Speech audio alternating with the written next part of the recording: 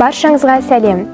Жер ырыстың кіндігі, білім ырыстың тізгіні дей келе, бүгін біз география пәнінің мұғалімі Айтмұхамбетова Жұлдыз Мұратқызынан сұхбат алатын боламыз. Сұхбат алушы мен 10-шы Ә сынып оқушысы Алимова Шынар. Баршаңызға сәлем. Мен Айтмұхамбет Жұлдыз Мұратқызы, география пәнінің мұғалімімін. 12-ші сұрақ жобасы бойынша сұхбаттасуға шақырған екен. Мен сұрақтарға жауап беруге дайынмын. Ұстаздық өмірге қалай келдіңіз? Ұстаздық өмірге бала кезден бергі арманым болатын. Армандаған жүрек қалауымен келдім. Егер ұстаз болмасаңыз, қандай мамандық иесі болар едіңіз? Егер ұстаз болмасам, аспазшы мамандығы болар едім.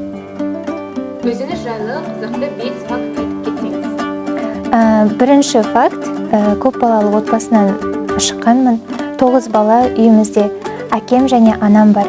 Екінші факт, қаннан қорқамын. Үшінші факт, балаларды өте қатты жақсы көремін. Төртінші факт, спортты жақсы көремін. Бесінші факт, имандымын.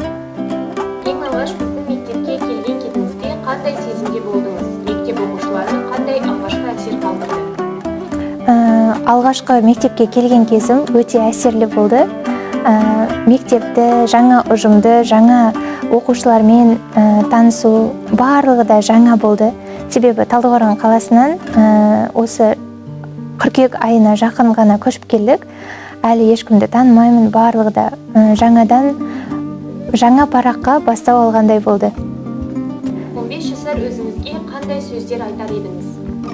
15 жасар өзіме жарайсың деп айтқым келеді, себебі бақытты балалық шағым жақсы өтті. 9-шы сыныпта оқыдым ол кезде. 10 жылдан кейінгі өзіңізді қалай елестетесіз? 10 жылдан кейін өзімді шебер ұстаз жолында еңбек етуші немесе шебер ұстаз ретінде сезінемін. Өйткені бір жерде тұрса таста өседі деген қазақтың ұлы сөзі бар ғой.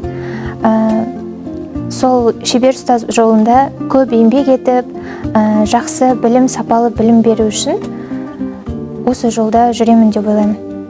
Бос уақытыңызды қалай өткізгенді ұнатасыз? Бос уақытымда тамақ істеген ұнайды.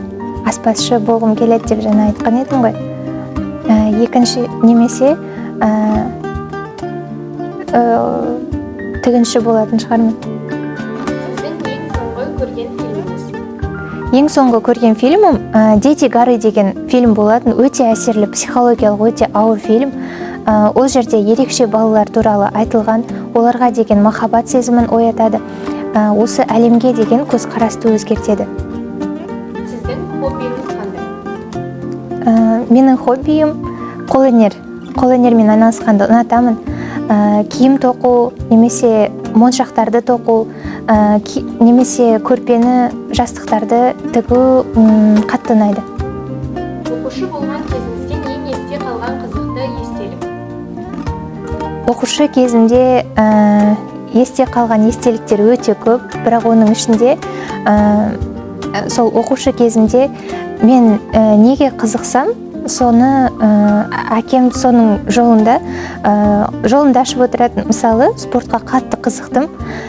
Скейтборд, ролик, велосипед, немесе коньки, соның барлығында алып беріп, өзі үйретіп жүретін болатын. Қандай құласақ та жанымыздан табылып, өте қызықты болды. Немесе сабаққа көңіл бөлген кезімде ноутбук алып беріп, түрлі бағдарламалармен жұмыс істеуді үйретіп, алдымды жаңағы қызығушылығымды ары қарай дамытқан болатын.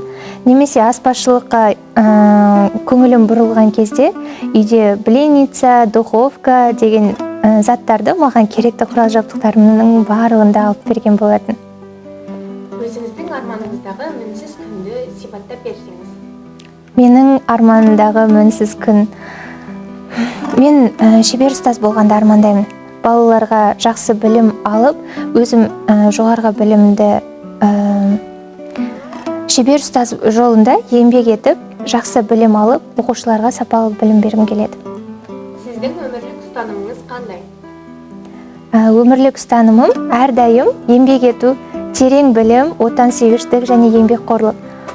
Шебер ұстаз болу. жолында жаңашылдықпен жүру. 12 сұрақ жобасы бойынша сұрақтар қойғандарыңызға үлкен рахмет. Өте әсерлі сезімде болдым. Маған өте қатты ұнады. Бұл бірінші сұхбатым болғандықтан өте қатты қобалжып, кішкене сөздерімді ұмытып қалып жатырмын. Енді мен осы сұхбатты пайдалана отырып, сіздерге челленджді бастағым келіп отыр. Біздің мектебіміздің тарих пәні мұғалімі Нұртай Елдосты осы сұхбат беруге шақырамын. Рахмет үлкен.